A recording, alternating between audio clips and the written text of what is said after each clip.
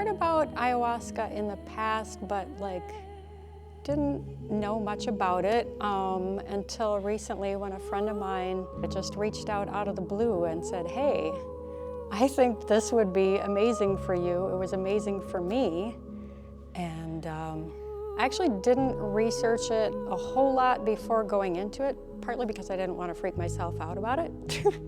I was already having a lot of back and forth in my mind. So I went into it knowing that it could induce some hallucinogenic states, but that through those I could experience a lot of healing from trauma. And I was very intrigued.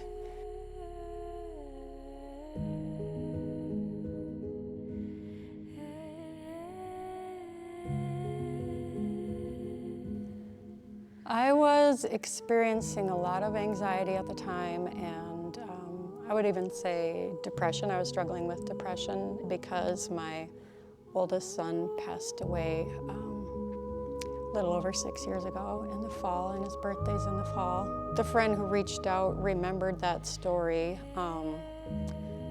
and strangely enough, when we compared stories, the relative in his life who had recently passed away on exactly the same date.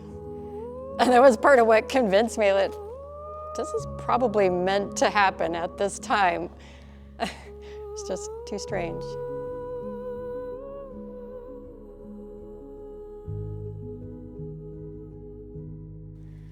I did bring specific intentions with me for my first ayahuasca ceremony. I knew that first and foremost I wanted to address my grief over my son, and also wanted to address my relationship with my mother. I'm taking care of her more and more now, and we've had a lot of conflicts historically, and I think both of us are hoping that before she passes we will make amends with each other, and I want it to just be a sweet time before she passes. Those were the main intentions that I set, and I was able to do a fair amount of work on each of those, and there were some unexpected things that came out of it too.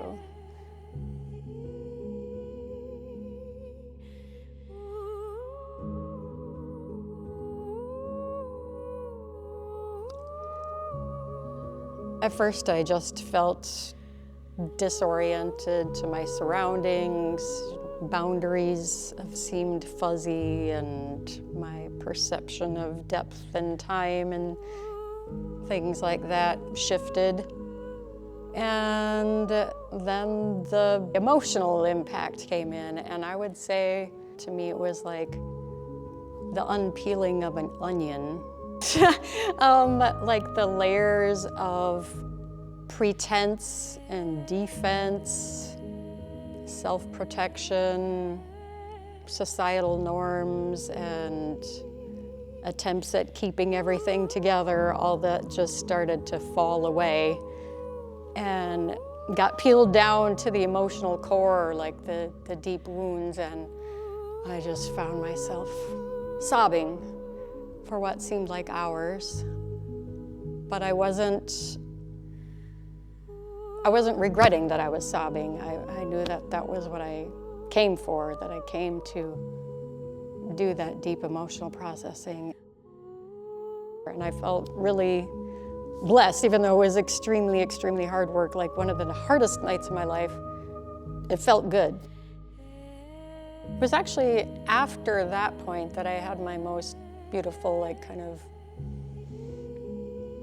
imagery come up. The rest of it was more like just raw emotions that I had been going through. But then after I'd been sitting there for a while and getting a little more mellow, I was processing a conversation that I'd had with one of the guides who was really there for me. We had talked about the idea of planting a tree in honor of my son who had passed. And I started visualizing these trees in my living room, and then I was thinking, but well, how tall do I want them to be? I want them to grow up to the ceiling, but why is there even a ceiling? Then I felt myself, like I actually did this movement, like I felt myself growing out through the roof, and I saw myself surrounded by a circle of protective pine trees, and the birds were chirping. It was blissfully sunny, and just this feeling of just bliss came over me. And I started saying, there is no ceiling.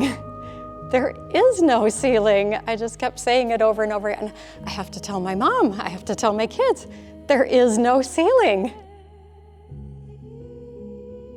The limits that we place on ourselves are really the only thing holding us back. We can point out there and say, that person is holding me back, and that circumstance is holding me back. This, that, and the other thing, and point fingers all over the place at all these things outside of ourselves, when really the main thing holding us back is our own mental blocks.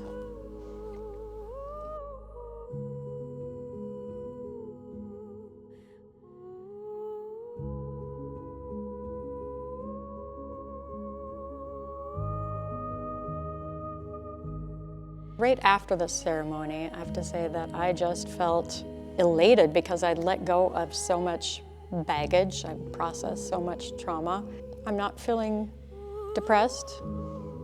I'm experiencing some anxiety here and there, but not feeling highly anxious and weighed down the way I was before I went into the ceremony. I'm getting more opportunities to explore the things that I wanted to explore and not feeling so stuck in a box, I guess. It definitely helped me to get to a point where I'm more real, more genuine, and wanting to be more true to myself.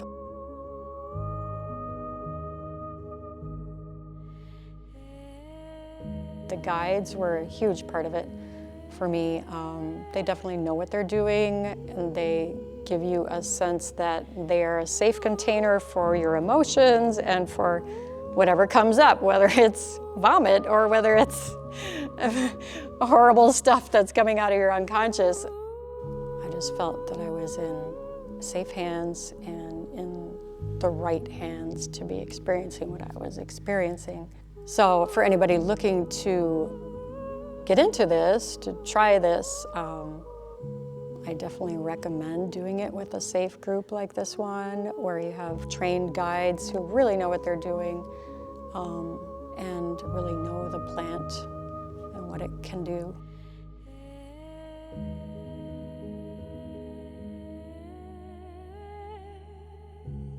I was not somebody who ever imagined myself doing something like this. Ayahuasca definitely, because of this way that it just kind of peels back the layers of all these self-imposed restrictions on our minds and emotions, our hearts. It felt right when I made the decision, and I'm so glad that I did. This is like real bona fide healing. Like, it's amazing that this plant exists here on Earth to help us heal ourselves. My name is Rachel, and I definitely plan to try ayahuasca again, and I am really looking forward to it.